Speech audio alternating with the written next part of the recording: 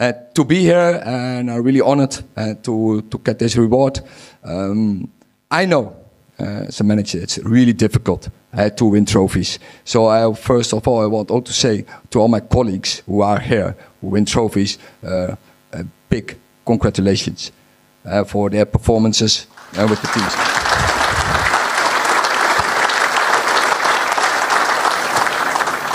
Because I can say, and I have some experience, it's not so easy to win titles, to win trophies. Which the level is. I know all the levels in English football are very competitive. And to win a title that demands a huge commitment, a huge sacrifice in your family, but also sacrifice to get the team doing what you want. And of course, you don't do this alone. You need, first of all, incredible good players. Without good players, any manager is poor. So you need good players. So I want to say to the players I coached, thank you that I can be here to take this reward.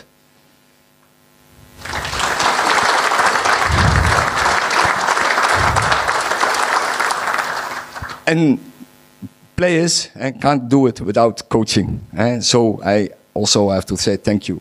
Thanks to my coaches who did incredible good job to win this FA Cup. And I am sure all the other managers, they will feel the same. They can't do it. They are in the spotlight, but they need good staff around them to get the team performing, to win the achievements, to win the trophies. So also for them, a big applause.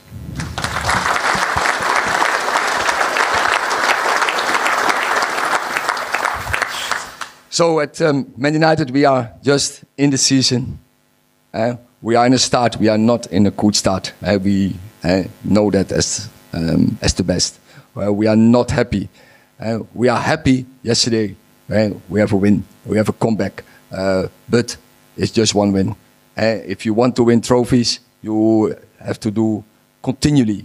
You need good performances and you need a hard job throughout the season. But I know also trophies, you will not win trophies. Not in autumn, not in the winter, not even in spring. You win trophies when it's getting April, May. So our job is to get the team winning throughout all the season, but especially in the end of the season. Then you have to make sure that you develop the team, that they are ready to win the trophies, so that they are in that spot on the highest level. So we are in the journey. There's a long way to go. At Man United, we really believe we are going in the right direction. And I would say to all the writers, all the others, be patient. Let's wait how the season will go and how we progress. And then we will see where we end. And we are quite convinced, again, hopefully we will meet each other again. The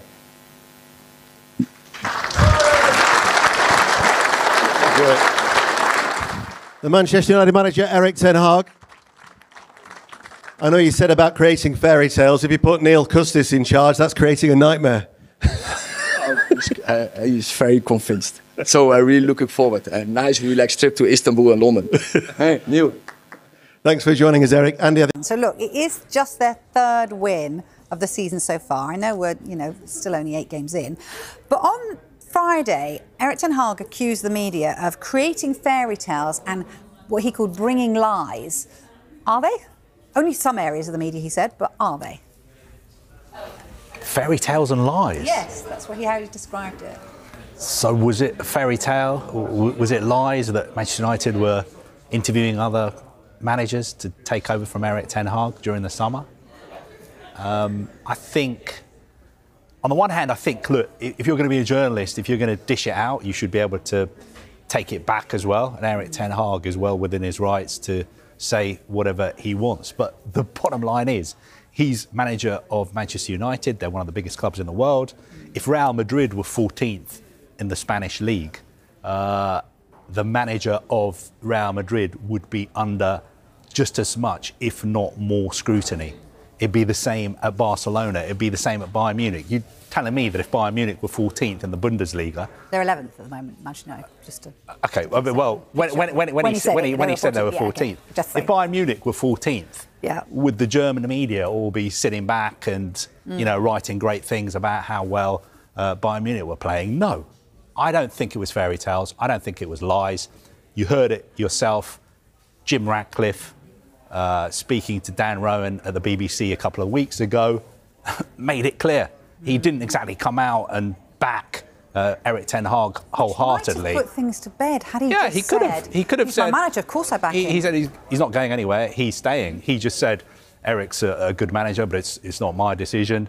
You know, we have to take stock and, you know, make some decisions. So I don't think it was fairy tales. I don't think it was lies. But I think Erik ten Hag is well within his rights to say whatever he wants. If that's the way he's feeling, I'm not going to judge him for feeling that way. That everyone's out to get him. But he's the manager of Manchester United. I know, but every single time... They're 11th. But they also won yesterday. But I dare say everyone's focusing on the fact that they had to come from behind to get the win. You know, it's like the negative sometimes gets the precedence in terms of the... I always say that on this show, we're not Who's out to get him? Well, I was about to say, we don't like to advocate on this show to have managers sacked. That's just not the kind of show we are. We're not the Jerry Springer show. Or, you know, for a nice Sunday morning show. Well, indeed, yeah. But all of the criticisms around Erik ten Hag are mired in specificity.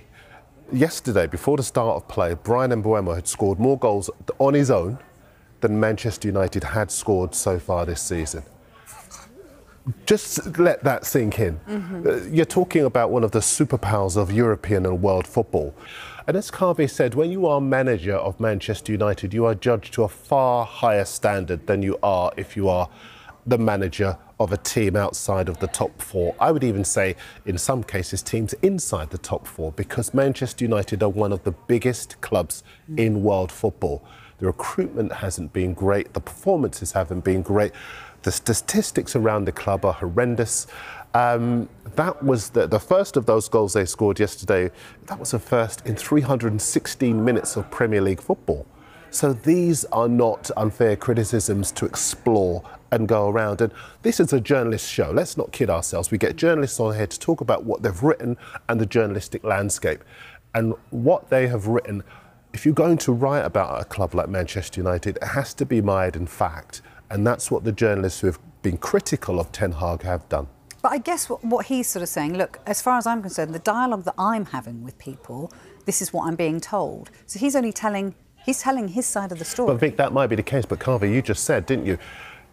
Jim Ratcliffe was asked directly, OK, for all that Ten Hag is saying, do you back him? Now, I'm sorry, but if Jim Ratcliffe says, yes, I do, there's no problem, we're all fine, there's no story. What was the fairy tale? What was the lies? What I read is being reported is that Erik ten Hag is under pressure because results overall haven't been good enough for a club as big as Manchester United. And if results don't improve, then United would look at replacing him. And during the summer, they were close to replacing him. They interviewed candidates to take over from him. That is what's being reported. So I don't think any of that is fairy tales. I don't think any of that is lies. And I don't think anybody is out to get Erik ten Hag. I don't think you can name me one journalist who's got a sort of personal vendetta against Erik ten Hag and is trying to get him sacked. I think journalists are just reporting what is going on at Manchester United.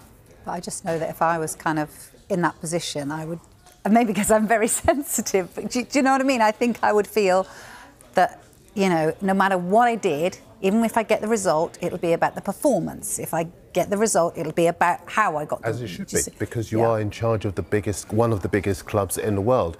If you are... listen, I remember managers winning titles with Real Madrid and still getting the sack because the style of play isn't good enough. When you are at that level, why, you know, and you don't win leagues or you don't deliver a style of play or the level of performance isn't good enough on a consistent basis, you should expect to be judged. That's what comes with the kudos of managing Manchester United. And I think really it's incumbent on Ten Hag to focus on arresting the slide that the club had been on, because everybody knows he's a good manager and everybody knows he has promising players. Everybody also knows that the club have backed him and shown incredible support to him in investing in more players to give him the tools to be able to do his job. Creating this false narrative, I don't think it helps at all. The good news is the task up next is his old friend, Jose Mourinho, former United boss in Fenerbahce. It's going to be an intriguing matchup, isn't it, seeing these two go head-to-head? It's going to be very interesting Thursday night in Istanbul. Fenerbahce, one of the biggest sides in Turkey. United's form in Europe this season hasn't been great. I think they've drawn both their games. I think Jose will be looking forward to this. I'm not going to suggest that he feels that he wants to settle a few scores or he's got unfinished business with Manchester United. I'm not sure he'll be thinking like that. But obviously, it is a game that he would have been looking forward to. And I think it will be a big, big test for Manchester United, because everybody knows what Turkish football fans are like. And Fenerbahce is not an easy place to go to at all. No. See, I think as soon as that draw is made, I think you'll have looked at that and thought, if there's one game we are winning this season, it's that game. Jose Mourinho, you're saying? Honestly, I think his press conference will be box office. I think some of the publications, Fanatique and a couple of the others, they'll probably have big interviews with Jose Mourinho. I think for him, the match will start in the press beforehand. That's the way he is. He starts the Cold War, he'll ramp it up. He'll maybe give them some pressure and try to give the illusion of wanting to diffuse it, but he will start that Cold War so that he gets into a few heads before the match. Do you think he'll talk about Manchester United before the game? Or will his attitude be to shut everything down and say, no, I'm just here to talk about the game? Or will he want to... Jose Mourinho. Will he want to, like, revisit, you know, what went wrong and the people who let him down? And it's funny, actually, because I think he'll do a combination of things. I think he might want to talk a little bit about that. He might even talk about your interview as well with Paul Pogba, because Paul does talk about him as well. So I think there'll be a combination of things that he'll talk about. But I would be very surprised if he didn't make some reference to Manchester United, given how much he thinks of himself in his own abilities, and given how much he felt he had a kind of a raw deal when he was Manchester United, because he did get them to a final. You know, he did do good things with what was a very dysfunctional squad, for want of a better word. And that's why I think he'll be motivated to win this match. Yeah. What are the papers saying? I don't know, because I've been talking so much. I've got to have a look. We've got Times, I think. Let's have a look. Let's have a look at friend. Jonathan Northcroft, because we were talking a second ago about the touchline incident where De Ligt had that head wound, and Ruud van Nistelrooy and Ten Hag were unhappy, and they were behind at half-time, but Ten Hag said afterwards, look at that word at the top, injustice. That's what fueled the comeback in the second half. Superb goal from Garnacho, and then the win rounded off by Holland. And very happy Alex Ferguson. You might just be able to see him midway through the page on the right-hand side, beaming at the end of the match. A good performance. Got to give them credit where it is due. Always talk about Manchester United. Always talk about Ten Hag. It's interesting. The Brentford team who scored 3 goals in the first couple of minutes of games had a brilliant chance, mate. 2 minutes in, Sade, the cross comes in from the left-hand side. Sade somehow doesn't get a good contact on the ball. Otherwise, it could have been an interesting start at Old Trafford. To that point, though, that they get a goal a couple of minutes just before half-time. Ethan Pinnock with a header from a corner kick, which had a little bit of controversy about it. De Ligt was off the pitch getting treatment for a head injury that he got. I'll come back to that, because, to be honest, second half, I've got to say, credit to Ten Hag, credit to Manchester United. Much better, Rob. Bigger appetite. Got goals set through the likes of Garnacho and Højlund, young players who are the future, really, of what you're looking for. I thought the team managed the game better. Didn't look like it was as big a threat from Brentford. And we got a bit of reaction, Rob, and we haven't always said that about Manchester United. Very close to my 2 underappreciated would have been Lewis Cook and Curtis Jones. was Marcus Rashford, by the way, mate. Let me tell you, Marcus Rashford was excellent. Good for him. Excellent in all areas of the game, whether he was defending and getting himself back, when he was assisting for the Garnacho goal. I thought he was excellent. And you know, he deserves a bit of credit for that, because he's been getting a lot of stick and it's been a tough time. But the De Ligt thing, Rob, was really interesting. So he gets a bang on his head from Sade in about 10, 12 minutes of the game. It's one of those where it's in the top of his head and it's bleeding a lot down his side of his face and onto his neck. So he goes off initially, has treatment, comes back on. Blood keeps coming. The referee, as they have to do, has to send him off, say, you need to go and deal with that, stop the blood coming down. He goes off again. He goes off a third time, my friend, just as Brentford have a corner kick, because the referee says, I can't leave you on the pitch with all that blood. It's during that time he's off the third time that Pinnock scores the goal. Now, Dalot gets away with murder, because Dalot's picking him up and should do a better job. But I'll tell you who I thought got away with murder. The medical team at Manchester United put something on his head, wrap it up to stop him bleeding and keep him on the pitch till half time. Didn't he get one of those, like the rapid? You know the old Pudsey or the old teddy bear where you put the big wrap on and didn't get one of those, did he? He got a little bit of Vaseline or whatever on the top of his head, mate, and it was the worst medical job you've ever seen. And Erik ten Hag got himself booked, and Ruud van Nistelrooy for having to go at the fourth official saying that De Ligt was off. I'd have been having to go at my medical staff saying, sort his head out once and for all, get him to half time, but leave him on the pitch. Stitch him up. He used to get stitched, didn't we? Yeah, but leave him on the pitch so we can deal with the corner, so we're not 1-0 down. But fair play to Manchester United, fair play to Erik ten Hag, deserve a lot of credit. Got the result in the end. Højlund with a beautiful finish, mate. Lovely striker's finish after a flick from Bruno Fernandes. So Garnacho gets a goal, Højlund gets a goal, Ten Hag gets 3 points, and all's rosy at Old Trafford. Apart from Sir Alex Ferguson wasn't at the game, which was a little sad, and obviously, you know, I hope this isn't going to end badly for the great man at the football club. Those are very sad. Just a couple of ads, Rob, from me. Obviously, we saw the highlights. The manager talking about Rasmus Højlund, that he's fit now, and he's a very important part of them.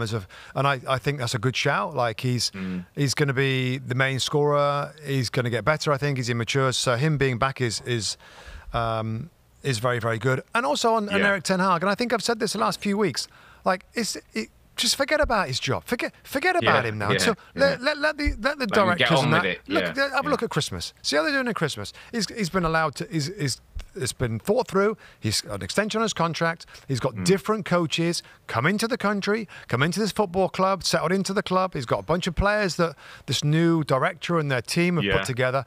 It's kind of new. Why would you make all those changes and then just get rid of him after 7 or 8 games? So let him do his thing now until Christmas. Check in at Christmas, see how they're doing, see how the new players are fitting in. Is the team, is the style, is it coming together, is there progression? Then you can start to take a bit of a view on it. So I'm pleased for United. I'm particularly pleased for Rashford as well. They had a good game. Yeah, and let it just settle on. Let them play their football for a few weeks. Yeah, let him play. Interesting week they got coming up, mate. They're away at Fenerbahce, I think, Thursday in the Europa League, and then and then away at West Ham next weekend. So a couple of interesting games for United, which there's always some discussion: win, lose, or draw. All right, so let's go.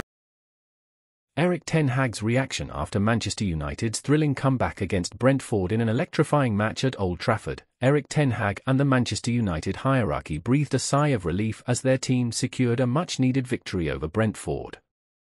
The atmosphere was charged with emotion as the final whistle blew, signalling a 2-1 comeback win that lifted spirits across the stadium. A moment of relief as Ten Hag walked off the pitch. He took a moment to acknowledge the passionate supporters in the Stretford end. With a thumbs up and a defiant fist pump, he expressed his gratitude for their unwavering loyalty during a challenging start to the season. In the director's box, United CEO Omar Barada mirrored Ten Hag's reaction with a clenched fist, while Director of Football Dan Ashworth puffed out his cheeks, emphasizing the significance of this victory.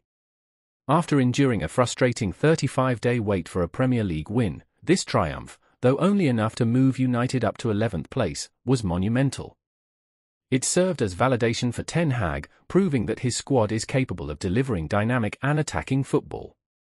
A return to form the match showcased the flair and style that Manchester United fans have come to expect. The front three of Marcus Rashford, Alejandro Garnacho, and Rasmus Højlund put on a dazzling display. Højlund, in particular, shone brightly, scoring his first league goal of the season with a deft chip over Brentford's goalkeeper Mark Flekken. Rashford contributed with an assist and an industrious performance, while Garnacho's energetic play added to the team's attacking prowess. Defensively, Matthijs de Ligt, despite being blooded during the match, and the ever-reliable Johnny Evans anchored the backline effectively. This win not only provided crucial points but also laid down a foundation for Ten Hag to build upon as the season progresses. Looking ahead now, the challenge for United is to ensure this victory marks the beginning of a resurgence rather than just a fleeting moment of success. Their next test comes on Thursday against former United boss Jose Mourinho's Fenerbahce in Istanbul. Højlund's journey for Højlund, this goal was particularly special after overcoming a hamstring injury that sidelined him for 2 months during pre-season. "It was very nice to get my first goal in the Premier League," he said. "The injury was frustrating, but I feel great now and ready to move forward." He emphasized the importance of maintaining perspective amidst the highs and lows of professional football. "I'm living the dream every day, playing for Manchester United and wearing the number 9 shirt," he reflected. Højlund remains focused on continuous improvement every day. "I aim to get better.